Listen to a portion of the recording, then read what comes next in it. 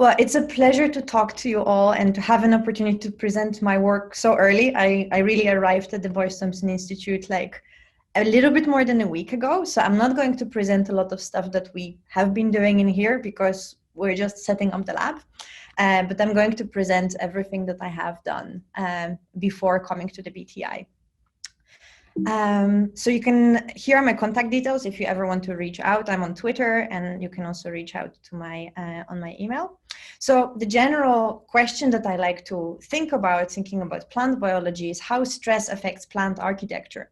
And you can see a couple of examples in here. For example, you very often see the trees that are growing in very windy areas, and they're always going to grow in a certain direction that the wind is usually blowing, even if the wind is not blowing at that specific time point.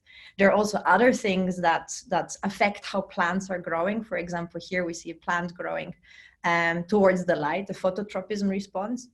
So, and you've got other examples. For example, if you grow a plant on the gradient of something that plants don't like, and in here we grew them on a gradient of salt stress, you see that the roots are actively growing away.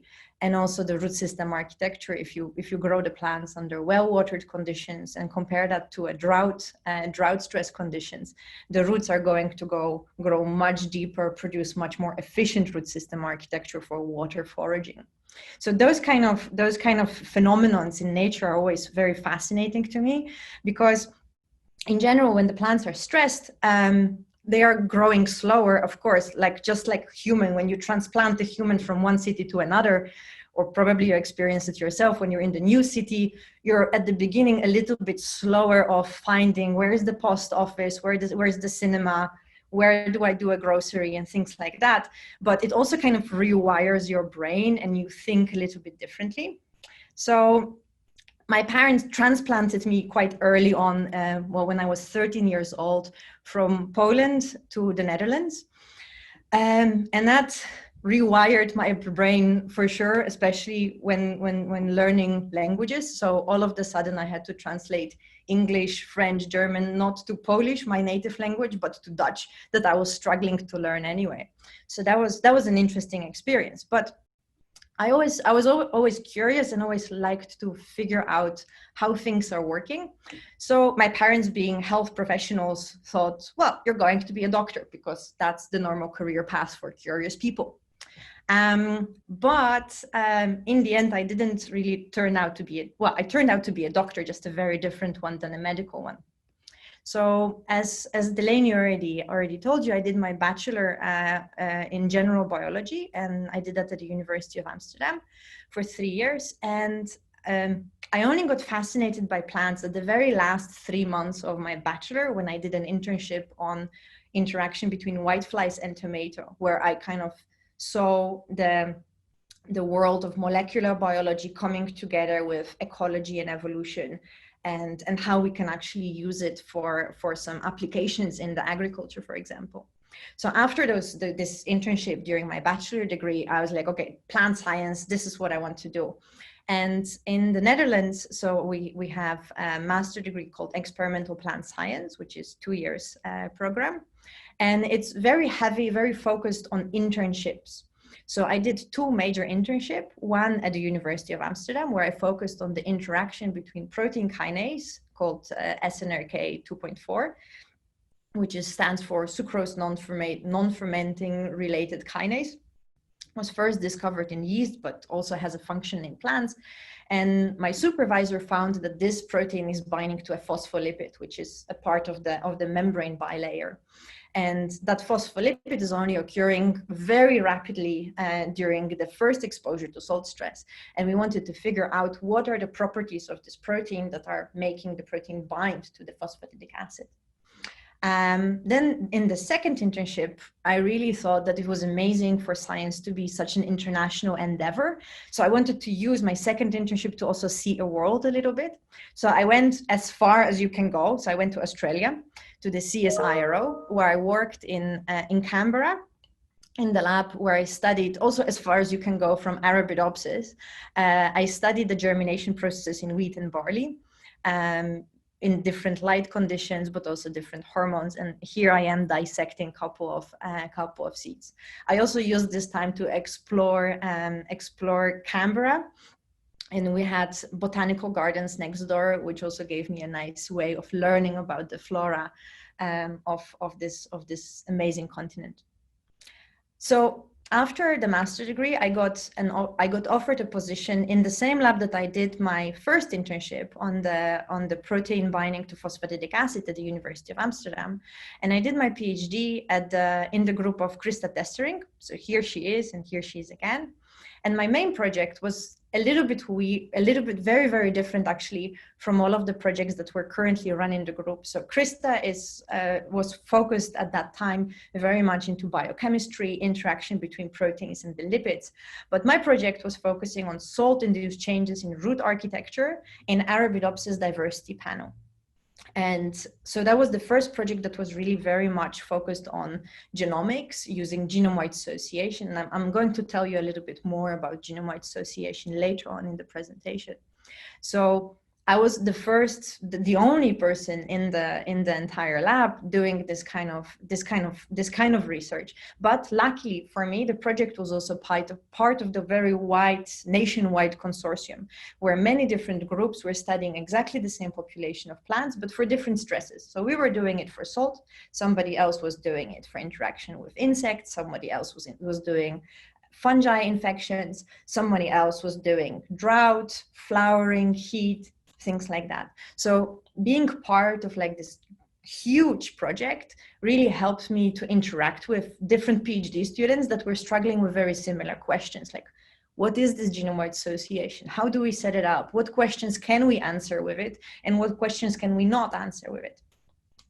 So yeah, during the PhD, I was not only doing research, I was also supervising students. So I was supervising master and undergrad students, but also helped a couple of people that were in my lab. So I had contributions in some side project. So I helped here Carlos with his halotropism. So that's the response when the roots are actually growing away from the salt gradient.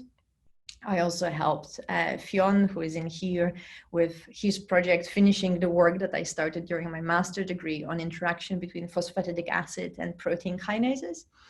And also developed some of the side project by myself, for example, looking at dynamic changes in root growth under different conditions. And later on, based on my expertise, I could also help Dorota, who is a PhD student that came after me to Christa's lab, and she was working on the interaction between salt and phosphate starvation and what effect does that have on the root system architecture. So I had great time during my PhD. I also enjoyed a lot because I was only the second PhD student of Christa. So we had a lot of face-to-face time. We had a lot of interactions, and I really enjoyed how positive she always was about the results, especially when you're trying to do experiment for the third time and it's not working, and then you need some constructive criticism. She was absolutely great in building me up during those tough times.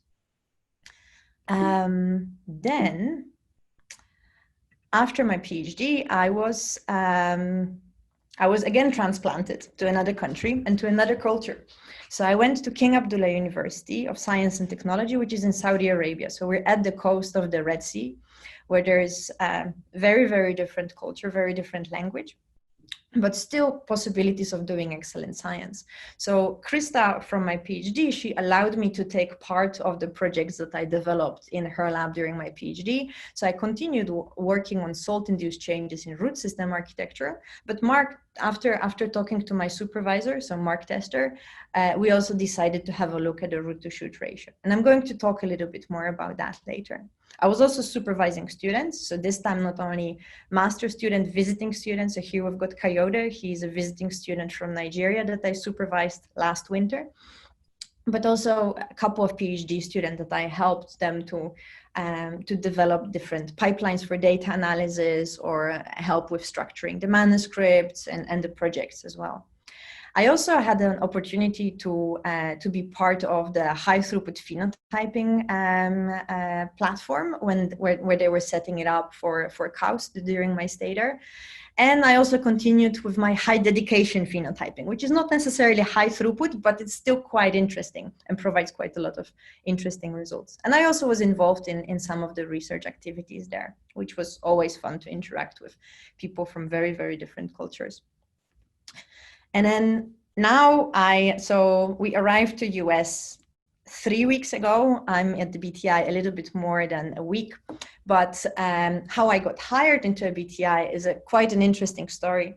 So usually when you get hired as an assistant professor, as a faculty, you have your profile and people hire you for your profile. But what BTI did is so-called cluster hiring process, where they invited multiple candidates at the same day to come to the institute, and we had to talk and interact and develop different proposals. So basically we had an in situ collaborative process.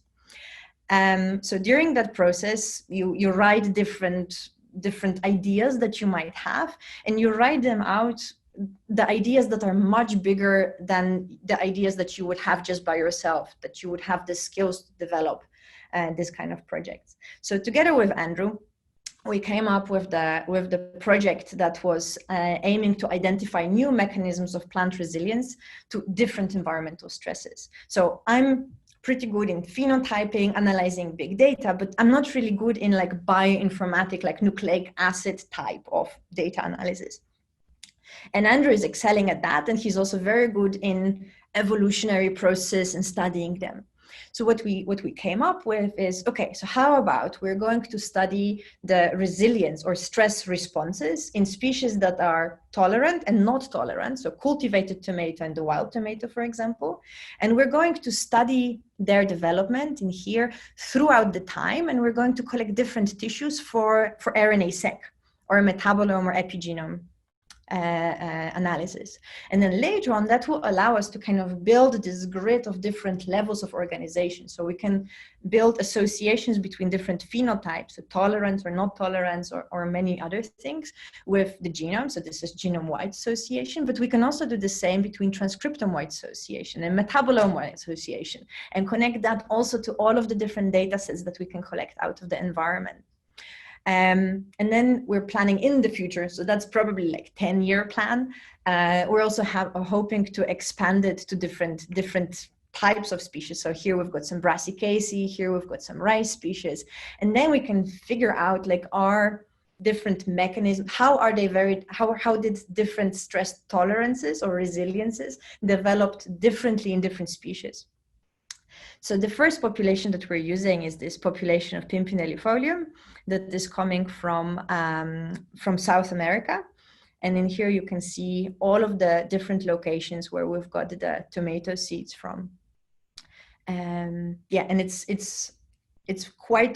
very closely related to the cultivated tomato. So we're very excited to start working with this population. All right, and I think right now I've got few minutes for questions, if there are any, about that part, and then we can go on to science.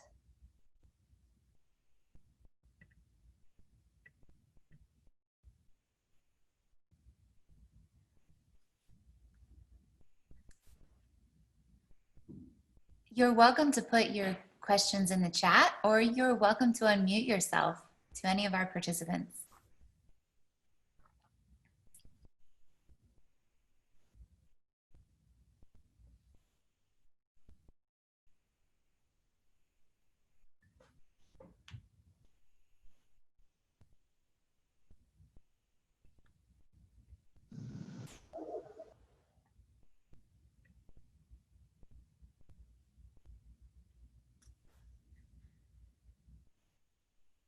All right, Riley wants to know, were there any challenges or roadblocks when studying in places where you didn't speak the local language?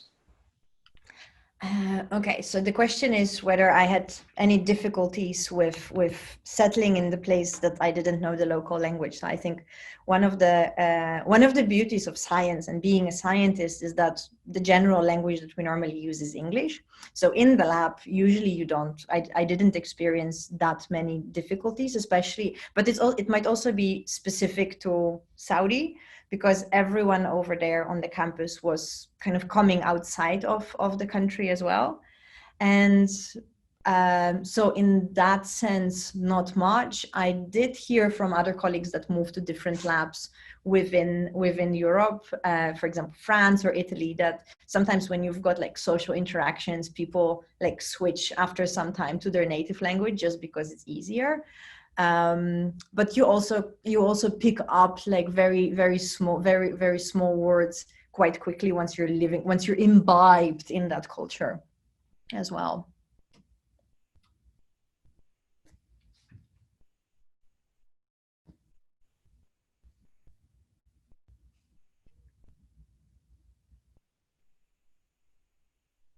Should I move on, Delaney? I think so. Riley said thank you. Okay, thank you. Cool. So so let's go back to science. So why I studied so far mainly processes related to salt stress, and well, so you can I have in here the FAO, the global overview of different threats to agriculture, and you see that there are quite a lot of blue dots all over, either light or darker blue dots, and they are representing either the water scarcity, so fresh water is starting to be a very scarce resource around the globe, or the sea level rise, which is then you've got the ingress of the sea coming inland and flooding the fields that people are growing, for example, quite salt susceptible plants. So there are different strategies of how can we ensure that those parts are still producing some food. So one of the strategies to domesticate the extremophiles. So extremophiles are the plants that are normally thriving in the salt marshes or very dry conditions. So here I photoshopped, don't be fooled by those tomatoes. So in here I have a Photoshop of the desert sea rose, which is a native plant to Socotra, which is just an island of the Arabian Peninsula. For example, growing something that we like tomatoes. Another strategy is look at the intraspecific variation. So for example, you've got the cultivated tomato, which is usually grown in like greenhouses, pampered, and it's super happy, but they're also wild relatives of this tomato or of oil crops and things like that. So when we are exploring the intraspecific variation, we can have a look at how are the plants that we didn't domesticate, but just left out, how did they adapt to local conditions? And do they harbor still some mechanisms that are important for maintaining the resilience to environmental stress? So the population that I studied is Arabidopsis thaliana. So this is a model plant, and I'm sure that you heard a lot about this plant during many of the talks. So Arabidopsis thaliana, it's actually a plant that is occurring outside of the lab, to my surprise, definitely. And it's native to, or people say that it's native to Northern Hemisphere. So you can find it all over the place, from Europe to US to Japan. Right now, we're also finding that there are some Arabidopsis in Saudi Arabia, which I helped to collect, and also Africa, that the variation is actually much bigger than we initially thought. But at the beginning of my PhD, that was 10 years ago, we focused on this population of 350 accessions. And we don't call them ecotype because ecotypes suggest adaptation to local environment. And we don't really know that yet. Before we need to test that. So those accessions, they differ quite a lot in their phenotype, which you can see in here. So they've got like different rosette size, different shape of their leaves, different number of leaves. And what we already had is a SNP data. So SNP is a single nucleotide polymorphism. It's a genetic marker. So what you can do later on when you study this population is you know what are the genetic markers on their different chromosomes, and you study, for example, the leaf size. And then you can say, okay, so all of the plants that have this specific marker at this specific location have bigger leaves, and if they have different variation of the marker, they have smaller leaves. So we can suspect that this gene is involved, has something to do with the leaf size. But of course, you need to prove it. So this is the material that I was working with. And then how do you study salt stress? So what happens when the plant is exposed to salt? So salt is usually accumulated in the soil for many different reasons. And then the first response of the plant is to pump all of the salt ions out, to get it out so that it's staying outside. But it's quite it's very expensive to pump all of those ions out, especially if you're pumping against the gradient. Another strategy is to kind of grow your roots in the patches that are not having that much salt in them. But sometimes it's not possible because salt can be distributed equally, and it's also diffusing throughout the soil. So at some point, the plant has to take up some of those ions and use them as kind of like osmoprotectants. So use them to attract water, because otherwise you can dry out as well. And then the first leaves that start to suffer are the oldest leaves, because they have been growing in the salt for the longest time. But usually the plants are still able to produce some seeds into the next generation and maybe germinate them when the salt stress is washed away by some fresh water, for example. However, sometimes the salt stress is so severe that the plant is not managing to do anything about it, not even survive to the reproductive stage. So that's a big disaster, not only for the plant because it doesn't get the babies, but also for us because we don't get any tomatoes, for example. So there are many different people that studied the salt stress in a very binary way. So in here, they had those different accessions of Arabidopsis, and they watered it with almost seawater levels.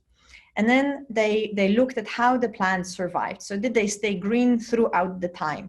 And then, yeah, some of them died and some of them survived. But unfortunately, they were not able to really map any genes that were underlying this survival. And the problem is that survival is a very complex thing.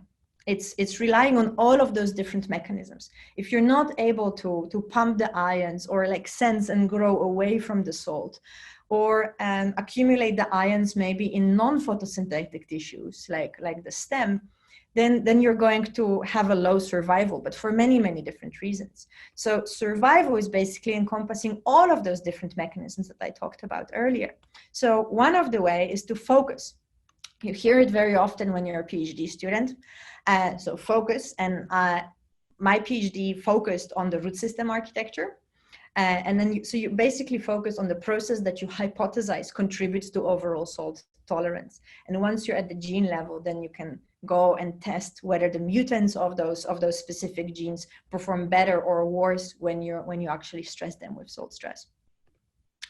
So I focus on salt and root system architecture, and the more salt you add, the smaller the plant is going to be. But the question is it really just smaller because it's growing slower, or is it growing any different?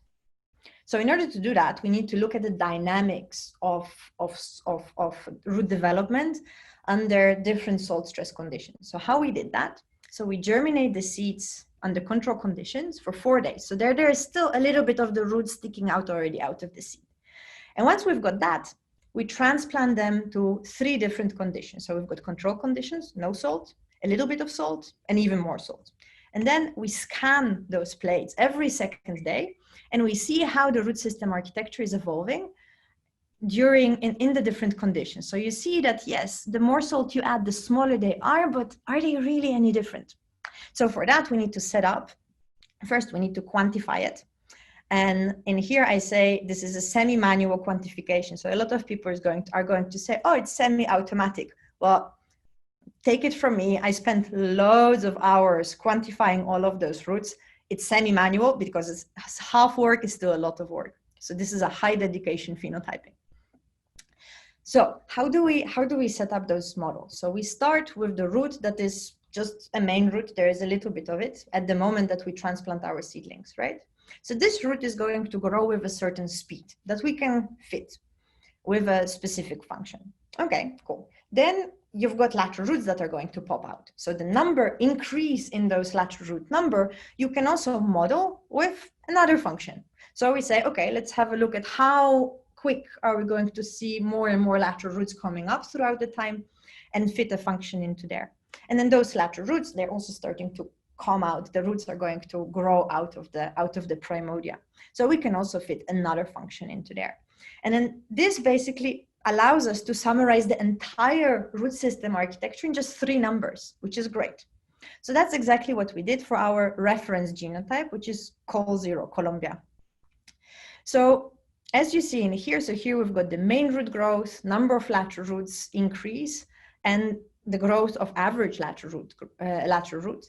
And you see that the growth is decreasing the more salt you add, the slower the plants, the individual components are growing. So, well, no surprise in here. But the nice thing is that we're using the similar function type to describe all of them. So all of them are quadratic growth functions. So we can actually have a look at what is the relative change compared to our control conditions. So what we did is we looked at, is the main root affected more severely than the number of lateral roots or average lateral root length? And yes, indeed it is. So we see that the main root is affected much more severely than the number of lateral roots and lateral root outgrowth in both conditions, and 75 millimolar of salt stress and 125, which was amazing because that means that the roots are not only growing slower, they are also growing differently. So we screened a number of different accessions for this dynamic root growth, and we found that some of the accessions clustered with Colombia, with our reference. Some of them, everything just slowed down at the same rate, so there was no change in the root system architecture. And some of them, actually, it was the opposite. So main root was not affected that much in the growth, but the outgrowth of lateral roots was affected much more severely, and also their lateral root length was also affected more severely. So we screened the entire population of 350 accessions with the 250,000 SNPs. And this is a typical output from genome-wide association. So in here, you see on the x-axis, 5 chromosomes of Arabidopsis. And in here, we've got association strength with my favorite phenotype, which is average lateral root length. And here we've got 1 SNP that is associated really, really strongly. Okay, so where is it? So it was associated with a region in the promoter of HKT1. And HKT1 encodes high affinity potassium transporter. And it's actually transporting sodium because, so the protein itself was identified in wheat, and there are different families of this transporter. Some of them transport potassium, some of them transport sodium. So the one in Arabidopsis is transporting mainly sodium. So it should be a little bit different, but let's move on. So we did a little bit of the check on what is this HKT1 doing. So it was quite interesting because it was already previously found that the same association was found by Baxter, but it was the region was associated with iron content in the shoot of the plant, which is exactly among our allele, because iron accumulation in the plant is very much related to salt stress tolerance in general. So yeah, so it's transporting sodium inside, all right? And then we had to look at what are the phenotypes of those knockouts. So in here, we've got another study from 2002 where they reported if you knock this gene out, the plants are super sensitive. And then we were like, okay, this is a bit weird, because if something is pushing the ions into the cell and you knock it out and it's more salinity sensitive, it doesn't really make sense, right? You should expel ions out of the plant. So the trick is where the HKT1 is expressed. So in here, we've got xylem. So this is the water pipes of the plant. And the HKT1 is expressed around the xylem pole pericycles. So those are the cells surrounding the xylem vessels. And basically what it does is whenever the plant is exposed to salt in the soil, the HKT1 is going to suck all of the sodium out of the xylem and prevent its accumulation in the shoot, which then makes sense. So we're like, okay, cool. Let's have a look at what is the phenotype. So we found two insertions, two tDNA insertions of HKT1 mutants. And we studied what is their phenotype in their main root length and average lateral root length compared to Colombia, so our reference genotype under control conditions, salt and more salt. And to my despair, as a PhD student, although the story is amazing, we didn't find any phenotype in the knockout mutants. So that was a bit tough. But then in the meantime, we also realized that there is this line that has a tissue-specific overexpression of HKT1, developed by Inge Müller and Mark Tester. So in these plants, they use specific constructs where the HKT1 is increased in its expression in its native site, so around the xylem vessels. So we had, Inger and Mark developed those lines in two different backgrounds, in Colombia and C24, which is just another accession of Arabidopsis. I think this one is, this C24 is native to Portugal, where Colombia is native to, not Colombia, Poland. Okay, so when we grew those plants under, and here we've got overexpression lines of the HKT1 in both backgrounds. So when we grew them on the control conditions, we didn't really see that many differences between those lines.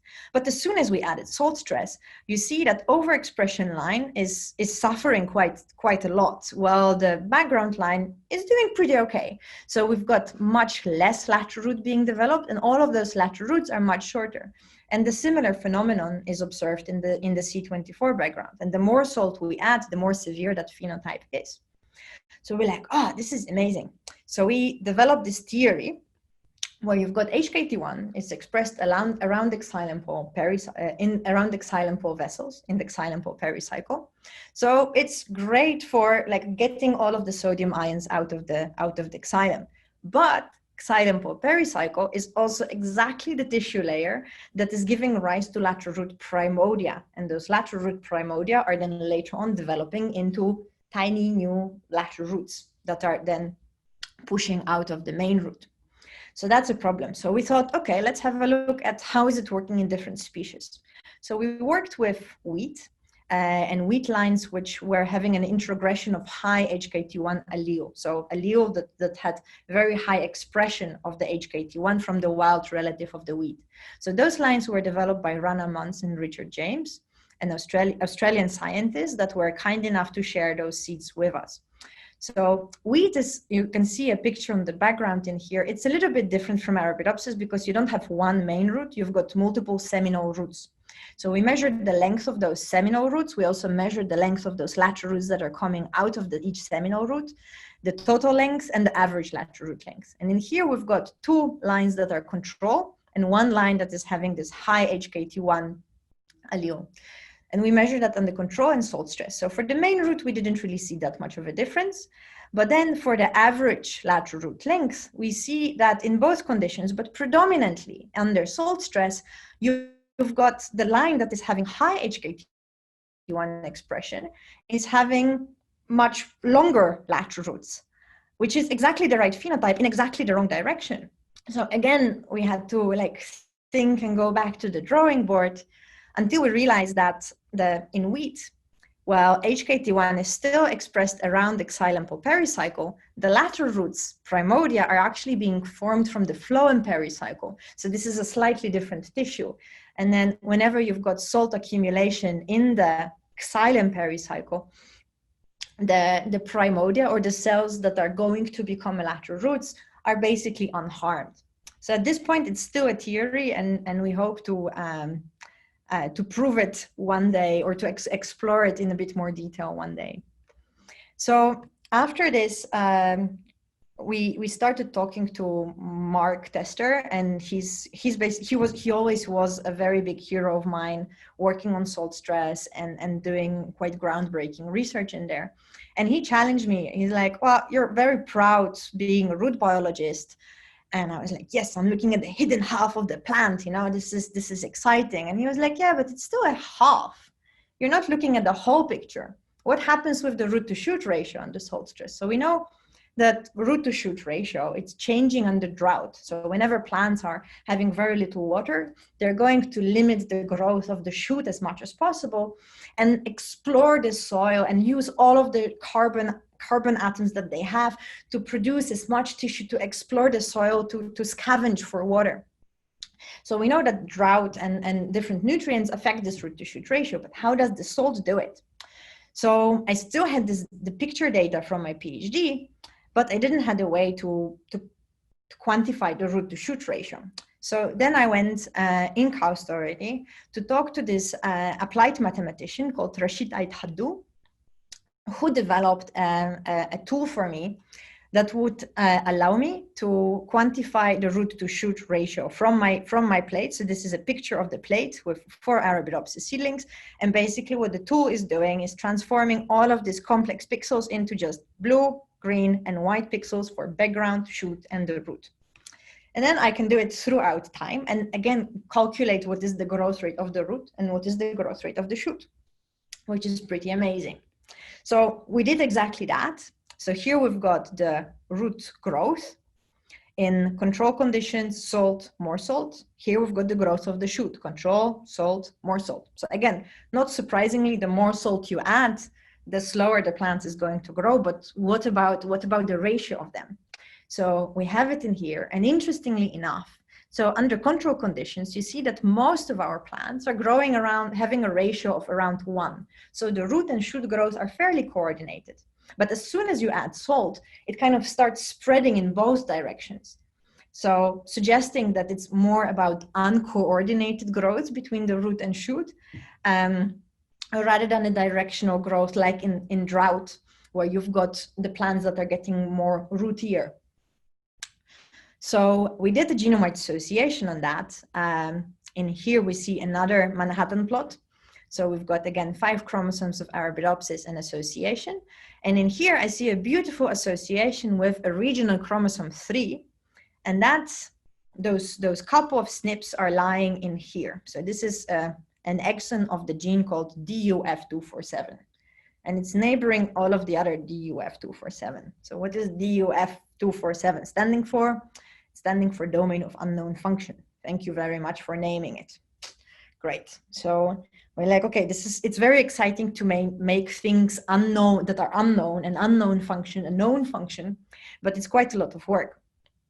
So we were like, wow, there are a couple of other candidate genes that we also mapped. Is it really something that we would like to pursue? But then we met a collaborator called Arthur Korte from Germany, and he just published the new SNP set, so new set of genetic markers that were available for running the genome-wide association. So more SNPs means higher threshold, because just the number of different associations you're trying to run is going to increase the chance that your association might be just false positive. So the threshold is going up, but when I still plot all of those different SNPs, all of them are in this one gene, which is almost unheard of in the genome-wide association studies, that all of them are really pointing towards one gene. So then I run something called haplotype analysis. So I grouped all of the accessions that I studied into groups based on the SNP that were found within the coding region of my favorite DUF247. So when I did that, I realized that there is one haplotype that is much more shootier than my reference haplotype containing my Columbia. So when we started sequencing accessions from those 2 haplotypes to clone the gene, and I did that together with a PhD student in Mark's lab, Michelle Al-Katani, what we realized, she came back and she was like, oh my God, the sequencing is not working. I've got big chunks that are not fitting to your reference alignment. And what turned out, we had 200 base pairs insertions in our gene, and that led basically to a premature stop codon in our protein. So DUF, domain of unknown function, there are still it's function of the domains are mainly unknown. We found that there is a possible transmembrane domain at the C-terminal end of the protein. And in here, we've got another domain of really unknown function, even without a number.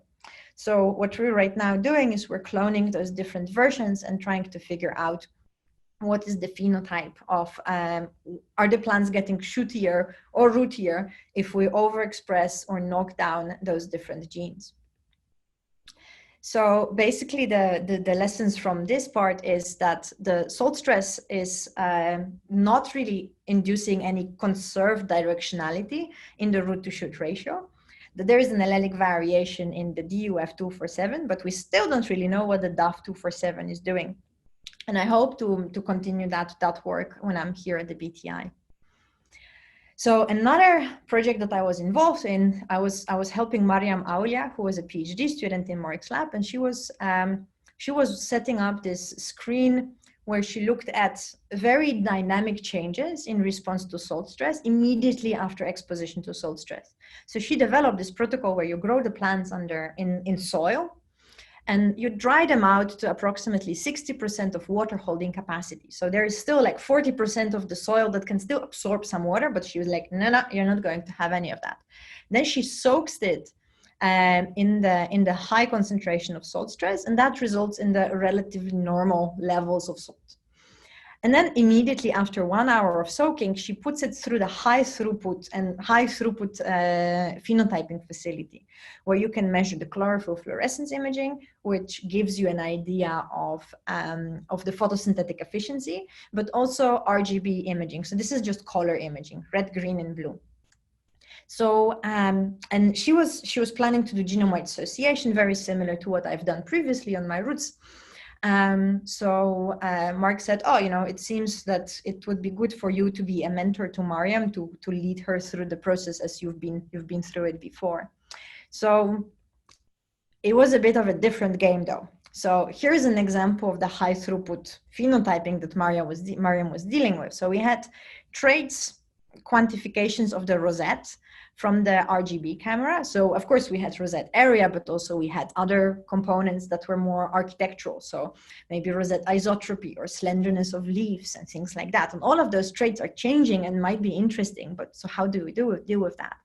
And then from the color images, we were also able to cluster all of those different pixels with individual RGB values into 9 most representative hues, and then segment those images based on the most representative greenness hues in the entire population. And then, of course, we also have chlorophyll fluorescence parameters, which gives us minimal fluorescence, maximum fluorescence, quenching parameters, photochemical quenching, non-photochemical quenching. So all of this adds up, and it adds up to around 34 different traits. And we, of course, have 2 conditions because we study the plants under control conditions and salt stress, right?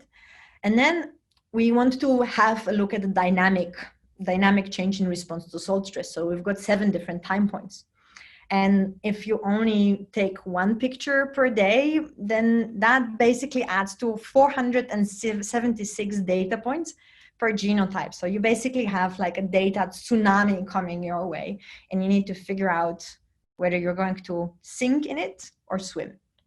And Mariam wasn't the only person that was struggling with this amount of data. And because the general vision of the high throughput phenotyping is that you discover novel traits, which might be important for growth, yield, fitness, environmental resilience in general.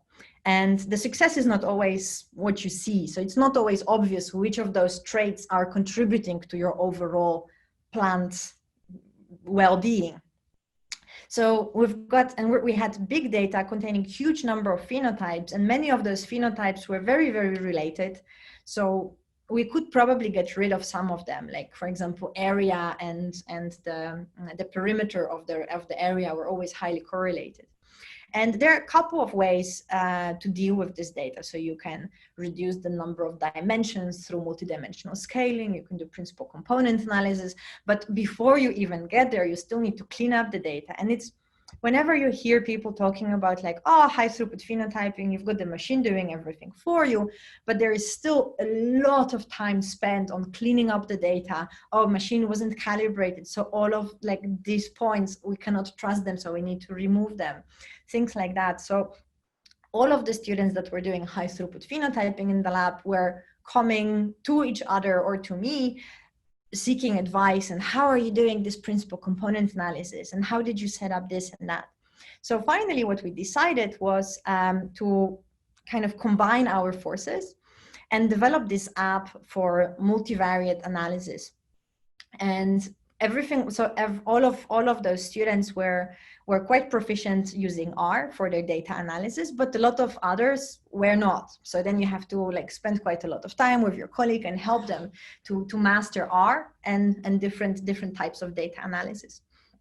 So in here we've got Gigi, Stephanie, Mariam, Evelyn, and Mitch, which were all in Salt Lab. And at some point our initiative, like the news spread about the app that we were building, so that you basically can upload your data and the app is telling you like, oh, these points are maybe outliers, maybe look at them. So then you can go back and then do whatever tests you want just by clicking rather than writing.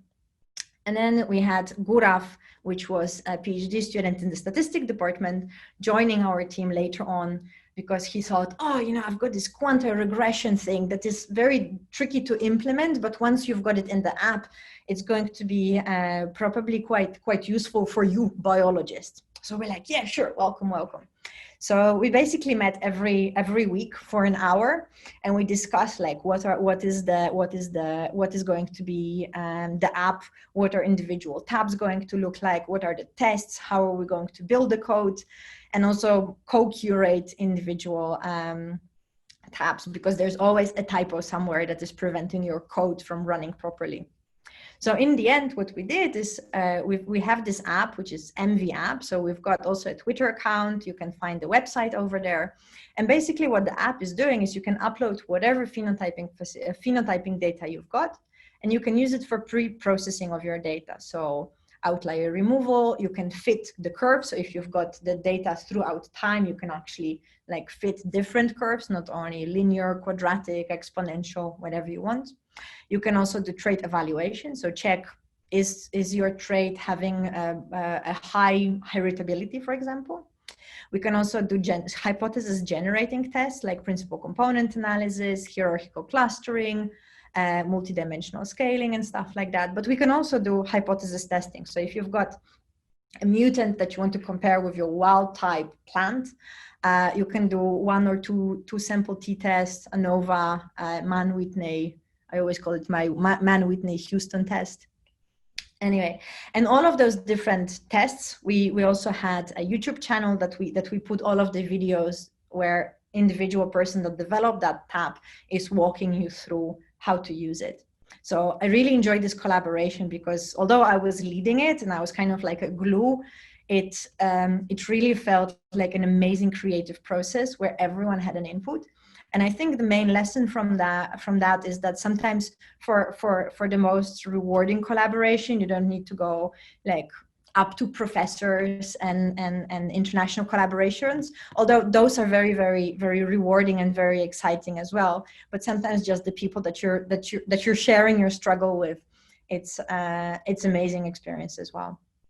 So the current projects in the lab that I'm hoping to establish in here is one of them is salt-induced changes in Pimpinellifolium root architecture. So Solanum pimpinellifolium is the plant that I talked earlier on about. It's the closest relative to tomato, and I already screened it for the root changes. But what we want to do is, so I'm still collaborating with Mark Tester on it.